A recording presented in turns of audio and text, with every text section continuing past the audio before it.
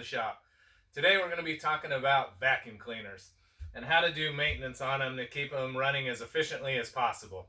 Vacuum cleaners are something that we use in our house usually about once a week, maybe more, maybe less, but they're a piece of equipment that gets a lot of use in the house and can get clogged up very quickly. So we're going to talk about how do we maintain these today. One of the very first things that you need to do with any vacuum cleaner is clean the bag out. Now, this is a Dyson filter and it's got its bag right here. So it has this cyclone action, so it doesn't actually need a bag. And the reason I bought this one was because I hated changing bags so much. This was a nice alternative to it. This one is super easy to change. In my case, all I have to do is hit this button and the floor drops out of it, and it drops out all that disgusting mess from your previous vacuum job. So with that, I'm done changing the bag.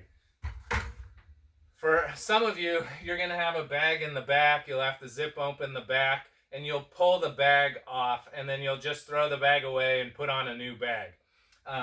So before we get too far into this process, one of the first things you should do is look up the manufacturer of your vacuum cleaner and then also the name and model number of your vacuum cleaner. That way, just in case you need any help or guidance, you can go look it up online and try to find the directions or a YouTube video that shows you how to work with your particular vacuum cleaner. Bag replacement's usually made pretty simple because it's something that you're going to have to do all the time.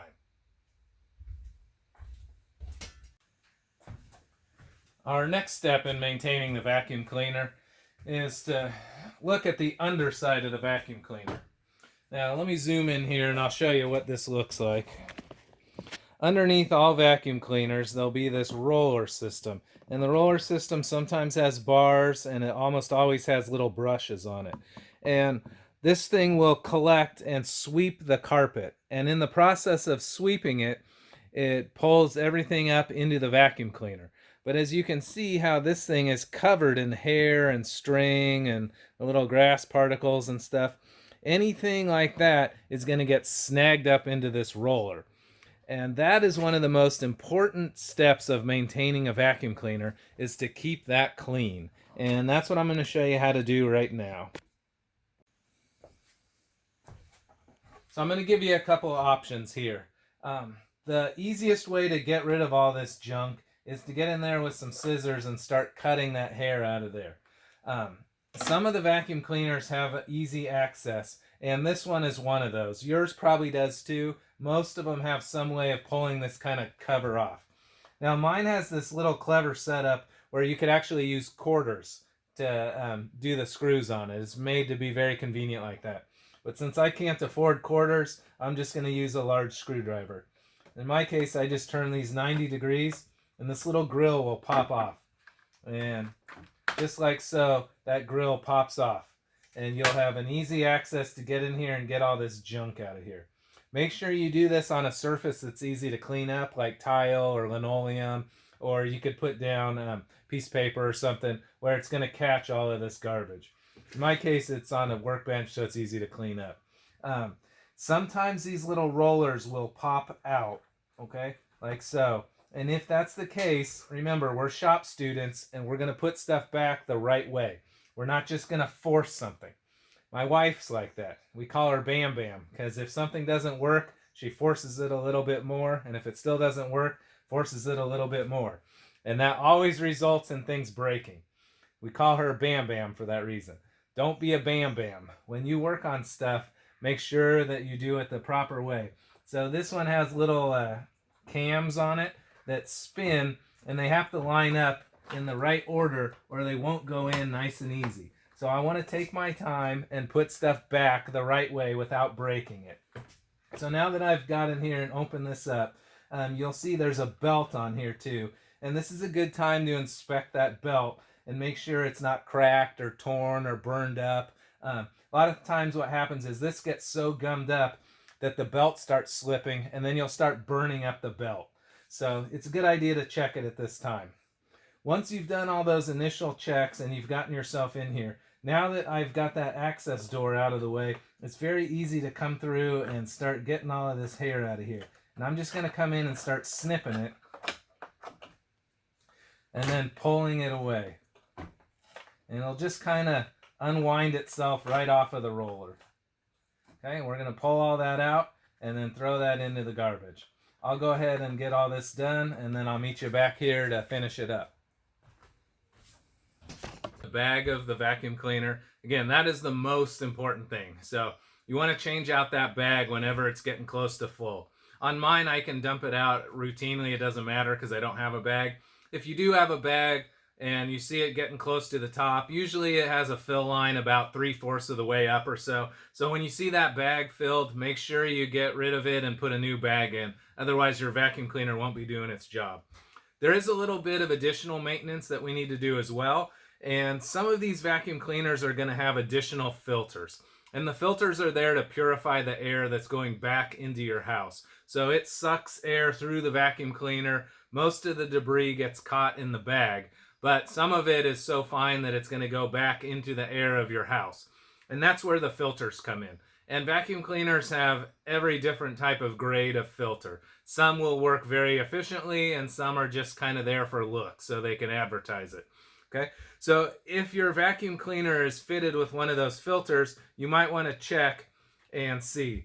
On this Dyson here, it's got a filter on the top here, and you can see it's got a little foam filter on it that just collects dust. And there's a little bit of dust on this one. I'm going to go take this to the air compressor in a minute, and I'll blow this out. But we'll do that in a minute. So you can process any of these filters too. This Dyson also has another filter in here, which I loosened up off camera because it was very hard to do. It was very tight quarters getting these little brackets off. So I pulled this one off, and it has another filter in here. And you can see this one has some hair on it that it's filtered out. And this one actually has a HEPA filter on it. So this is a high quality filter. I haven't looked to see what this will cost to replace, but it's advertised as a lifetime filter, so it shouldn't need to be replaced. I'm just going to blow some filtered air through here and then dust off any particles that are trapped on the front of the filter, and then I'm going to call that one good. So I'll go break out the air compressor, and I'll show you that in action. So I'm over here with the air compressor ready to clean out these filters. And just wanted to remind you, remember whenever you're using air compressor air, it's under a lot of pressure and it's going to come out very quickly. It's important to remember you never want to push this thing towards your skin, point it towards your eyes, or point it towards your ears, because the pressure can do a lot of damage. It could dislodge one of the corneas of your eye, it could blow out your eardrum, or it's very painful if it hits your skin. And they say it can inject air bubbles into your bloodstream. So be very careful about that. When you go to clean these filters out, double check your manufacturer's instructions. A lot of times it'll tell you wash every 6 months, and it just shows you with cold water or cold soapy water. So a lot of them will just require a soapy water wash. So it is a good idea to check those instructions. And remember, you always want to blow the way the air is coming in. If air is coming in this way, I want to blow this way to clean it. I do not want to force the dirt deeper into the filter. So I just give these a quick cleaning.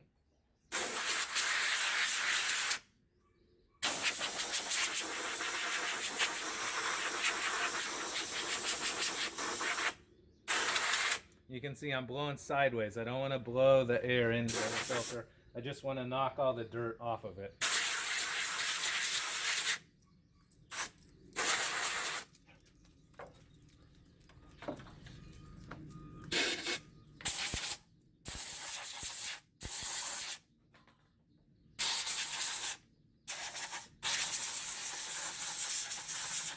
This is not a filter here, it's just a plastic grate.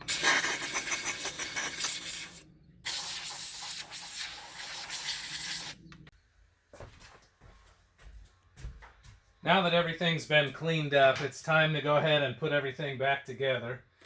You're probably going to be amazed at how dirty everything is.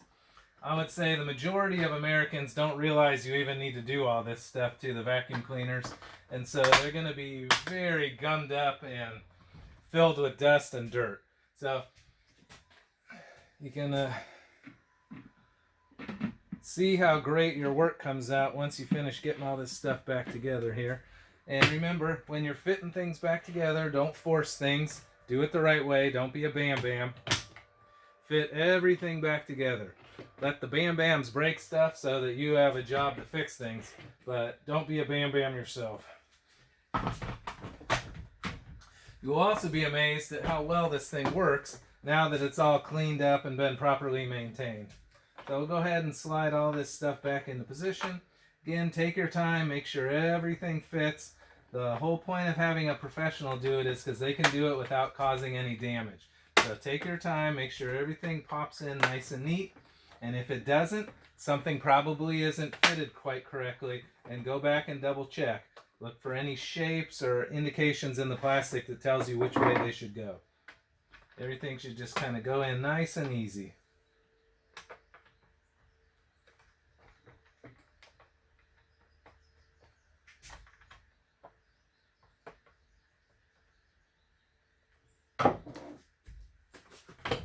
And now you can congratulate yourself on a job well done.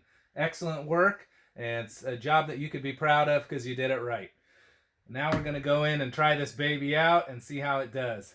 Don't be afraid to try out the vacuum cleaner and help your family out. It's a good thing to go in there and do some vacuuming for everyone. It'll allow you to see the quality of your work. It'll allow everyone else to see the quality of your work. And you'll be doing everyone a nice favor because everyone likes living in a clean house. So with that being said, I'll meet you inside for the last little phase of this, which is testing it out. Thanks a lot.